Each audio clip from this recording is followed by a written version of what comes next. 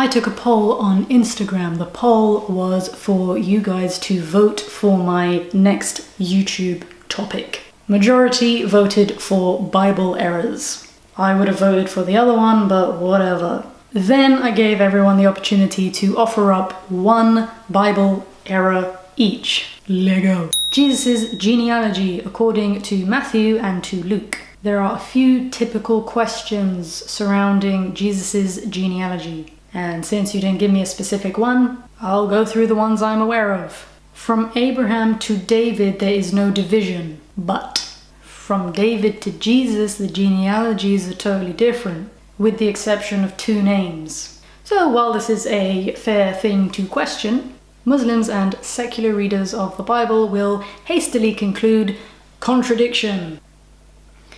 Back up. Every man has 2 genealogies. Hudui. One on his father's side, the other on his mother's. Hence, we may infer that one of the 2 genealogies of Christ is probably that of Joseph, his putative father, the other that of the Virgin Mary, his mother. St. Matthew gives the former, St. Luke gives the latter. There's no contradiction. The most reasonable and evident, and thereby agreed upon explanation is just that. Matthew gives Jesus' genealogy through Joseph. Again, he is very much inclined to the financial, legal details. Luke gives it through Mary. Again, physician, interested in the miraculous birth. Consider their narrations of the virgin birth. Matthew tells the story from Joseph's perspective. Luke tells it from Mary. And throughout the narratives, Luke sets Mary as the primary figure. He specifically states in his genealogy that Jesus was the son, as was supposed, of Joseph. That word supposed is key. Luke names no women in Jesus' genealogy. He does not describe Jesus as the son of Mary, but as the supposed son of Joseph. This is for the sake of sustaining a masculine genealogy. Heli is understood to be the ancestor of Mary, not of Joseph. Joseph is not properly part of the genealogy. Luke uses the word supposed to avoid confusion, for his readers to know that the genealogy is actually of Mary and not of Joseph. The Jerusalem Talmud, a Jewish source, recognizes this. So Luke gives Jesus' genealogy through Mary, Matthew through Joseph. There's a difference in the number of generations. Matthew lists 26 progenitors between David and Jesus. Luke lists 40. I personally didn't find any difficulty with that. Not because I'm biased, but because it's normal, or at least entirely conceivable, that generations in one line propagate more rapidly than in the other. And in Jewish thinking, son might mean grandson, or even more generally, descendant. Like Jesus Christ, the son of David, the son of Abraham. The fact that Matthew lists 3 groups of 14 generations suggests convenience. Some generations may have been omitted. In fact, there's no may about it. It can be shown that Matthew's list has omissions. Jews are known to have done this freely. The purpose of a genealogy was not to account for every single generation. It was to establish the fact of an undoubted succession, including, especially, more prominent ancestors, like David. With 3 groups of 14, you'd expect to find 42 different names, but there are 41. Matthew doesn't give us 42 different names. He gives us 3 groups of 14 generations. David's name concludes the first set and starts the second.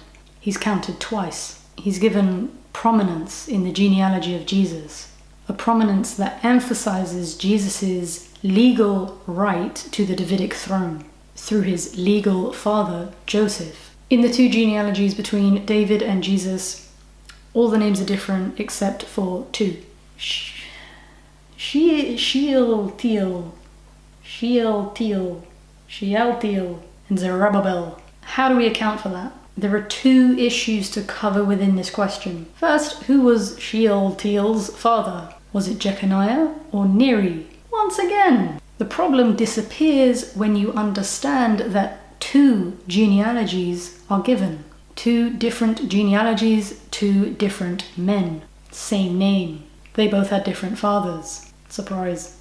And second, which son of Zerubbabel was the ancestor of Jesus? Abiud or Risa? And what about the Zerubbabel in 1st Chronicles? Well, 2 different Shealtiels necessitate 2 different Zerubbabels. So it is no problem that their sons had 2 different names, because they were 2 different people. Matthew tells us that Joseph's father was Jacob.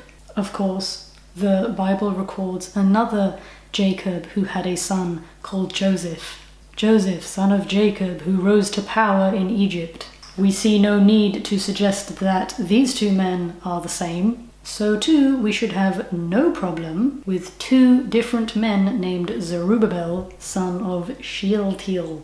As for the Zerubbabel named in 1st Chronicles, could easily be a 3rd different man. Again, this causes no problem. There are several Marys mentioned. It was a common name. This Zerubbabel would then be a cousin of the one mentioned in Matthew.